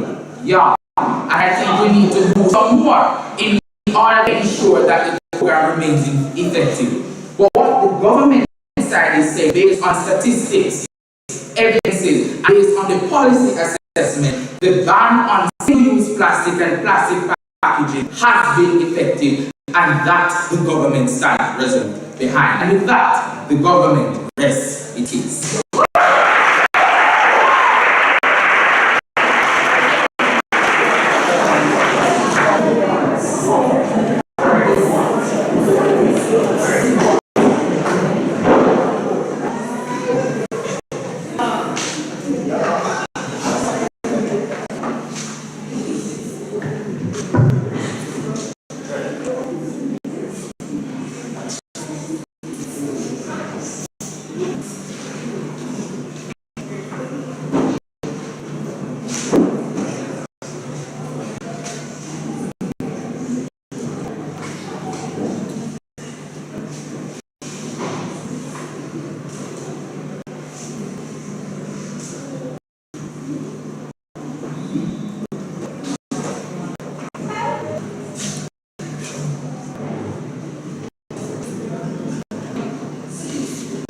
Adjudicators, my opponents, fellow teammates, beautiful ladies and gentlemen, good afternoon. So apparently, Mr. Bremer has a misconception to the movement because we did not come here to discuss the types of plastic.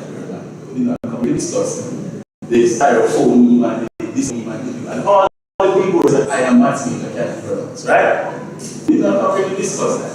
We are here to discuss that the government ban is in effect, which we have multiple problems. Just this morning, I was on TikTok, the place flooded, everything flooded out, right? And that is because of the plastics in the flood. So, your first speaker said, right? We should imagine a world where plastic reigns. We don't have to imagine that. We're living in it. Plastic is everywhere. The thing is that the ban on plastic is not cheap, right? The thing is that the plastic, you're buying one aspect of plastic. You're buying the reusable bags and the rubbers and all those other things. And yet still, the plastic bottles are there. Look around you. That's what 1, 2, 3, 4, 5. Look around there. Plastic, that's plastic right here, right? The glass is pretty made out of plastic. A lot of plastic everywhere. You cannot be banning only the reusable things, the plastic bags. You have to ban it on a whole. You said that out this way. So you said 50 persons has been arrested or charged out of the 2.8 million of us that live on this small island. 2.8 million to 50. Do the math, that's less than 1% of Jamaica being caught for doing what?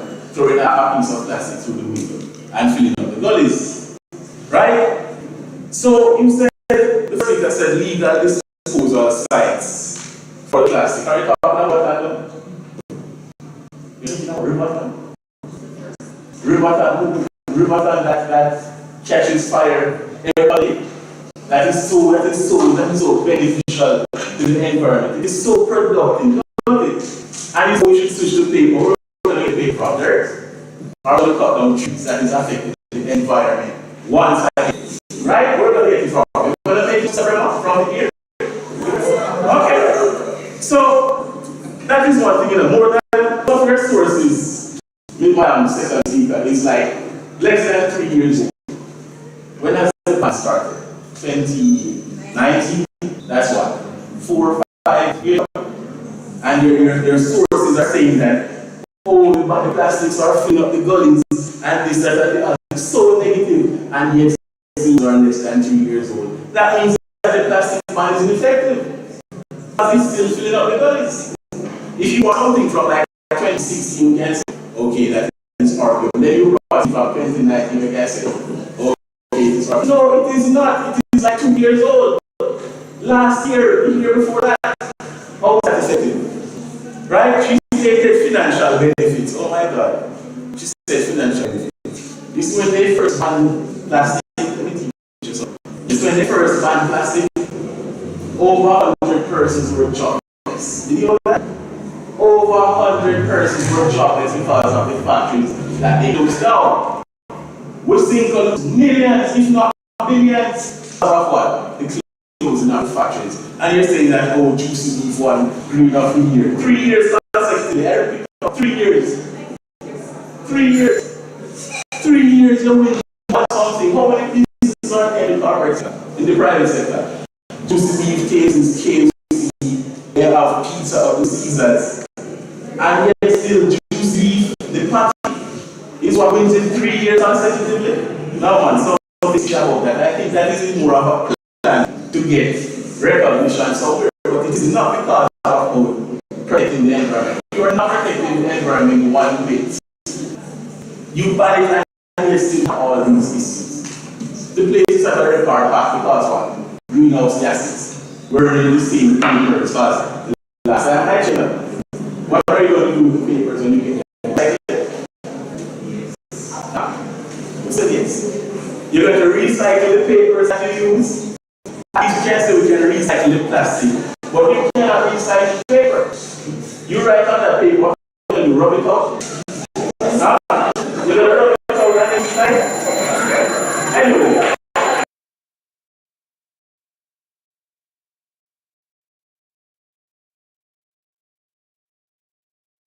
It has been quite effective, very much effective, to ban plastic, to ban something else, but not plastic.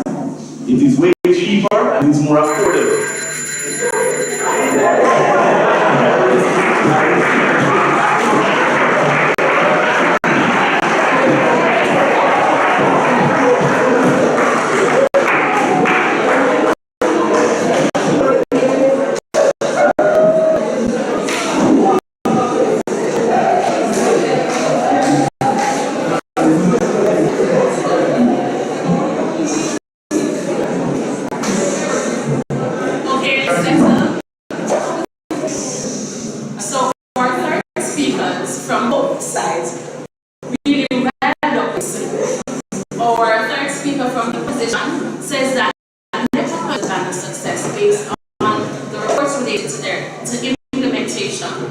Jamaica has reduced its use of plastic by 22,000 tons, and the government has successfully implemented the ban based on statistics and the high number of prosecutions.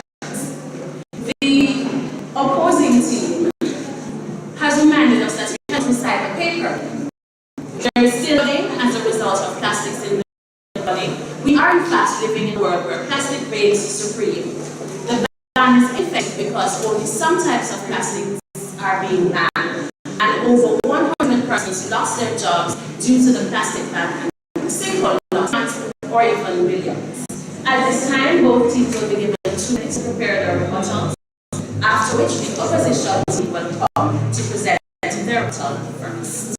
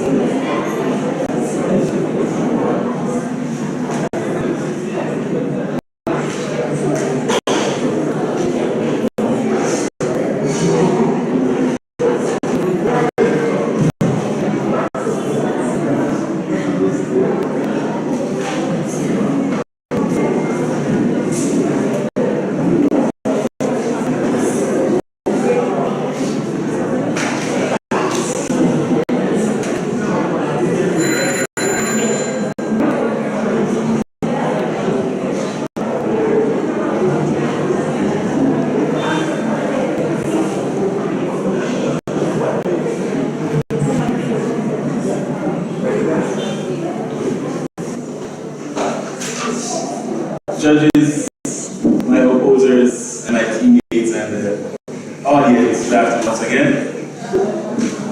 So,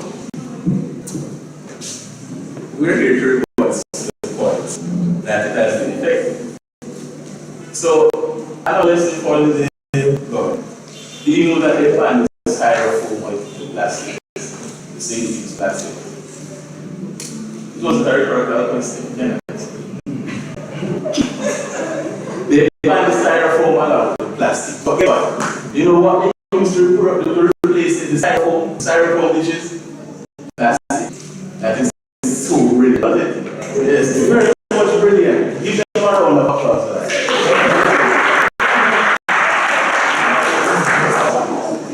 They replace the styrofoam with plastic. That is so brilliant. And then they're going to replace the plastic with paper, which we are going to cut down the trees again. Wow, that is so protective of the environment, Mr. Geographer.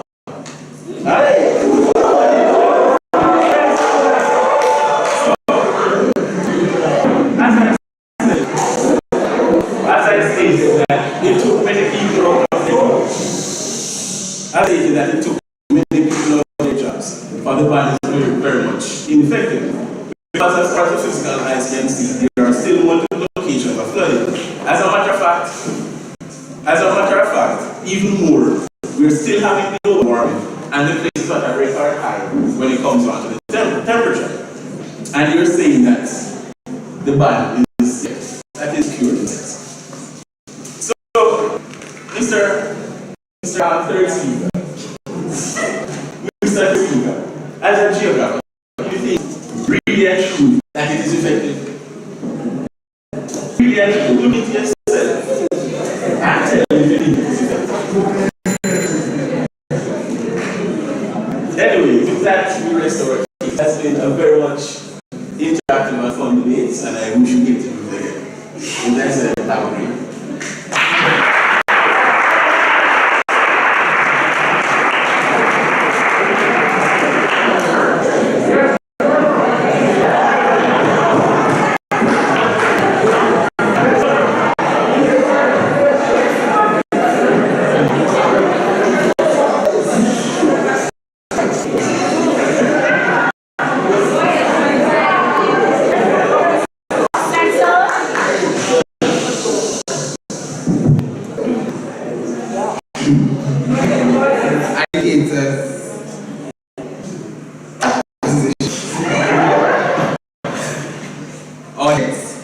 The fact of the matter is, and this is a philosophical principle where we go, if you have an argument and the presenter starts to attack your character, they have nothing but substance.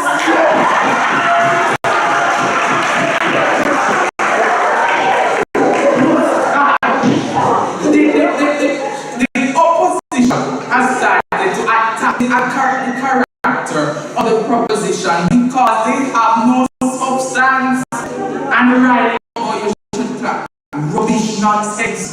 No, let us reel back the facts of this case. This particular topic.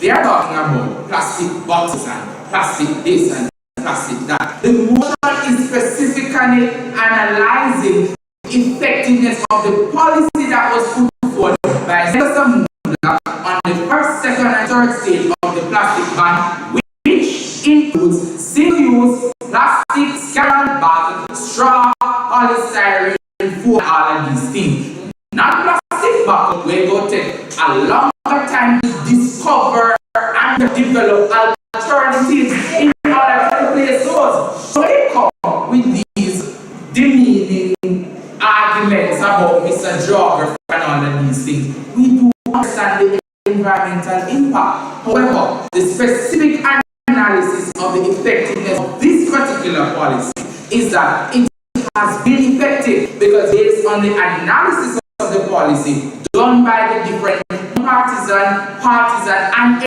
external organizations such as the United Nations Environment Protection Program, it has proved to be effective in the lives of Jamaicans. Now, what the opposition should focus on now is working along with the government to increase public campaign and public action so that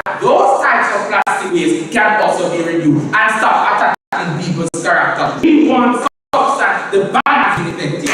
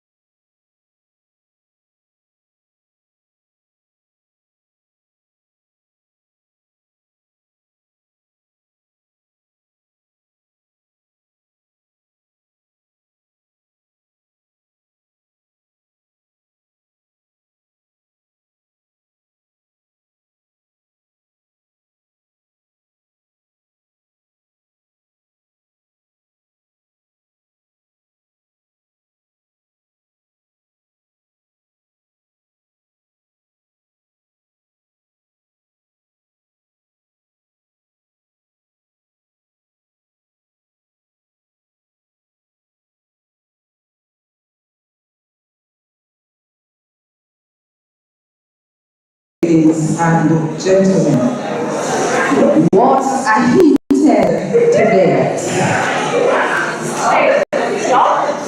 Yes, we have had quite an experience. I want to congratulate both teams for the, yes, give them a round of applause, for your interest and your efforts invested in preparing yourselves and actually showing up to complete the task of representing your houses. The judges recognize that both teams were clarified with regard to your stance on the matter, and we realized too that research went into the speeches because we hear solid evidence is being given by both teams. So we congratulate you for that. I'm not going to go through what first, second, and third speaker did. I'm just going to give an overall assessment. The judges feel that one team did a better job at being consistent with the arguments presented for their stance on the issue. And that team made effort in re-clarifying and restating the meaning of motion, always referencing the policy to ensure that we are clear on what the debate is about. Do you know which team that is? We will see. The best speaker from the proposing team is Mr. Brown. And please note that we do not only mark for the passion, but we also look for the content. I don't want to use substance. That word was already taken. And the best speaker from the opposition is our, who do you think? Our first speaker from New Brunswick. Overall, because of consistency and because of having more evidence to substantiate the claims offered, we feel that Fairfield has been awarded the first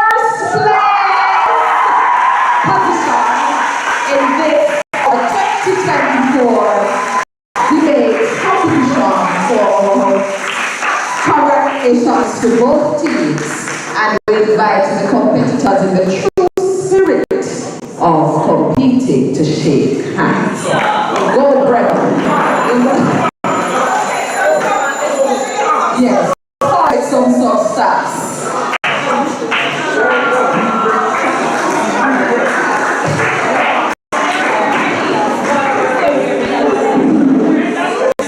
All right, there will be some presentations happening now, so please do not leave.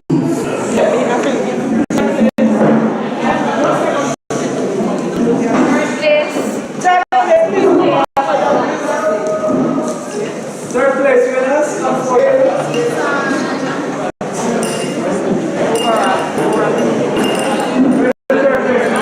And another announcement. All right, the announcement will come. Third place winners are Oh, no, that's, oh yes. we invite members of Davidson to come and receive their medals.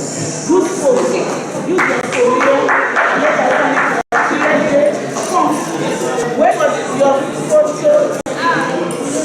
Yeah, Jill. Where?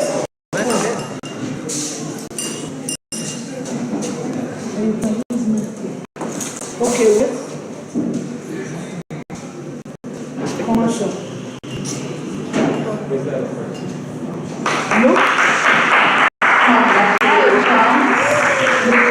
The first, prospective commencement is not held yet. Don't confuse the beginning with the end. No, miss. But we really want to applaud that they have risen to the occasion of representing their house. Second place. And our second place winners from the Blue Powered House, New York. Congratulations. And this is my house.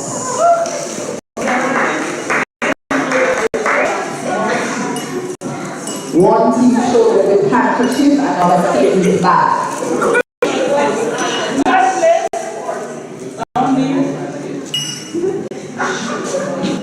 Third place can come back.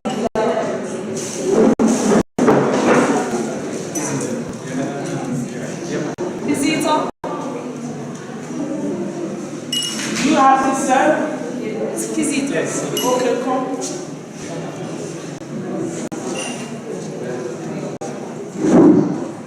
Captain. Captain of.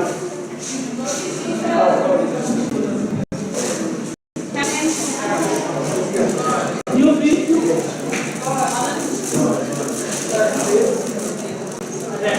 One second. Third place winner, Captain.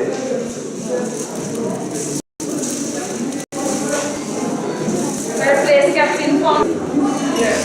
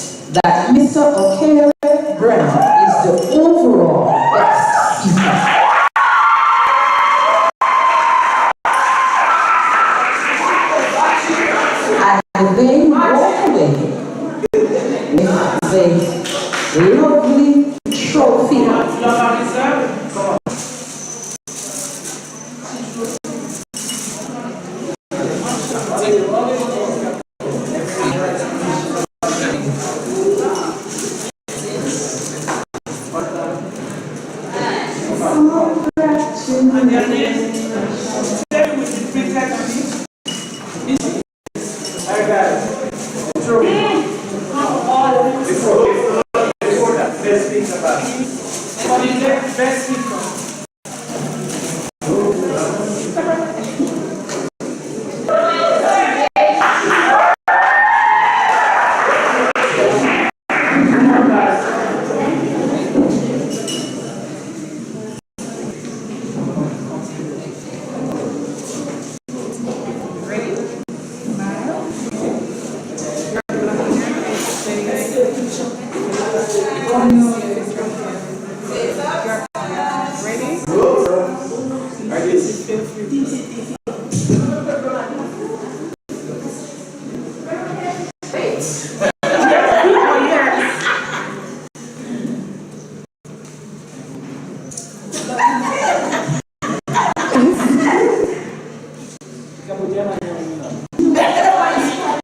Sorry.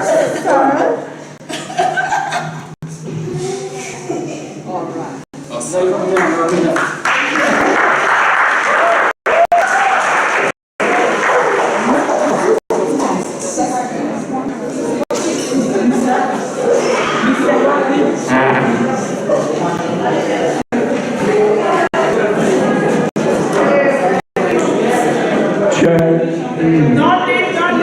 Ladies and gentlemen, my job is to say thanks to all of you who made this a success. This was a collaboration between natural sciences and language and literature. So give it up for language and literature and natural. We want to thank the technicians who came and made this so that you can listen to us. We want to thank the kitchen staff who provided those wonderful sandwiches. We want to thank especially the freshmen who came here every time in the and the second and third. Thank you, lecturers. Thank you, kitchen staff. Thank you, office staff. Thank you, Mr. Principal. Thank you, Vice Principal. Thank you, colleagues. Thanks to all the groundsmen who brought the flowers and set up the chairs and tables. And the debaters. It was a good first debate. We look forward to next year and next month, TCJ debate. So a team will be selected eventually to represent CTC. And there is a monetary prize for first, second, and third place. So you guys will get that soon from our accounts. Mrs. McLeod, please prepare the checks. We are coming. Thank you, ladies and gentlemen. Have a good evening. Bye-bye.